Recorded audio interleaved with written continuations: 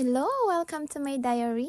Another travel naman tayo, Day. At thank you sa family ni partner kasi may libreng travel tayo for today's vlog. Hindi mo pa sa magmamayabang na nakapatagpo po ako ng family, second family dito sa Japan na napakabait po talaga nila. Hindi ko po alam kung ganun ginawa ko sa family nito pero grabe po talaga yung kanilang pagmamahal sa akin, yung taking nila sa akin, yung caring nila sa akin. Talagang wala po akong masabi kasi nga from the start na wala akong trabaho, they support me. I mean, yung ate niya, sinuportahan nila ako, pinatulog nila ako sa bahay nila. Tapos yung mama niya, nagbibigay sa akin ng mga damit, like yung pajama, like pagkain. Parang talagang mafe-feel mo na welcome talaga sila sa akin. Na welcome ako sa bahay nila. Nung una nga nag-hesitate pa nga ako kasi syempre sa mga online, sa social media na ganito din yung mga hapon. Pero guys, hindi po lahat po ng hapon may mga negative po. May mga mababait naman din po talaga. Uy, nawawala na tayo sa ating travel. Pumunta po pala kami sa Awaji. Matatagpuan po to sa Hyogo,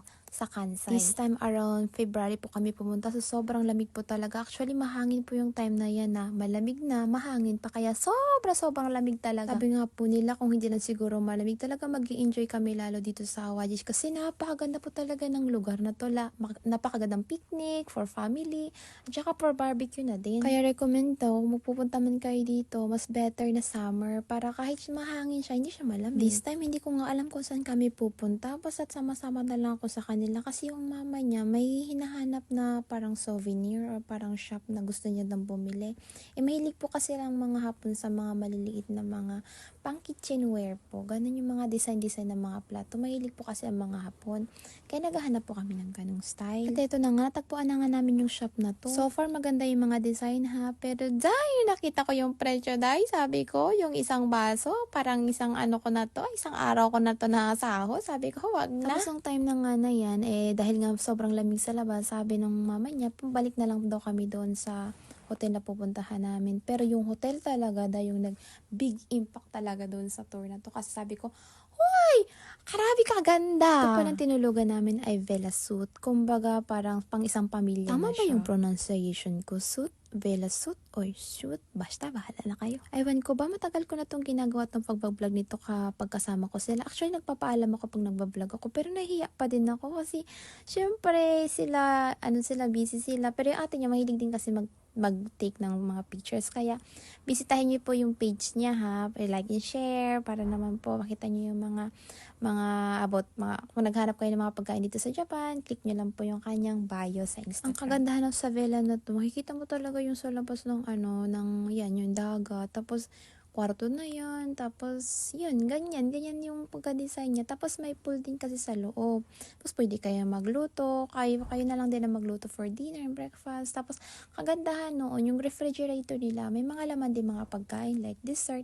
Pero hindi totally na talagang bongga yung dessert. Yung mabibili din sa supermarket. Kaya ang ginawa namin before kami pumunta dyan sa Vela, pumunta muna kami sa supermarket para makatipid kami. Tapos, yan yung kitchen. Tapos, habang nagko-coffee ka, makikita mo yung view ng dagat. Sabi, ay, napaka-refreshing talaga. Tapos, tasabi ng kitchen, nandyan yung pool. Ayan po yung pool. Pero common yung pool niya for 2 family. Bali, dalawa yung sa gitnaan yung pool para pwede kayong maligo.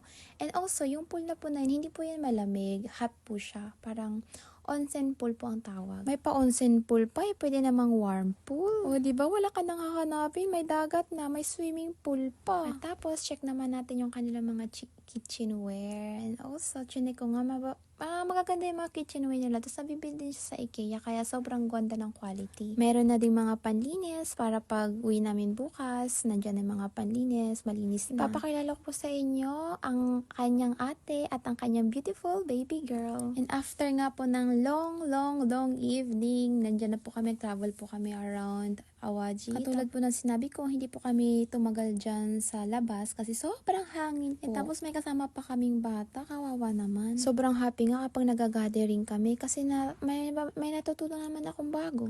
Like yung mga ingredients, paano siya gamitin, tapos yung pagluluto, tapos yung mga paano gamitin, yung mga detergent nila, ganun. Kaya sobrang helpful po talaga na na nakakabanding ko yung family ni partner. Sabi ko nga, sana hindi sila masawa na turuan ako kasi syempre, ang mga Hapon, pag hindi ka din talaga hindi mo din talaga sinunod yung mga sinasabi nila sa iyo, talagang mapapaano ka din, talagang makakatikim ka din ng mga, syempre hindi, ang mga Hapon kasi hindi talaga nagsasabi ng direct to the point na mga salita.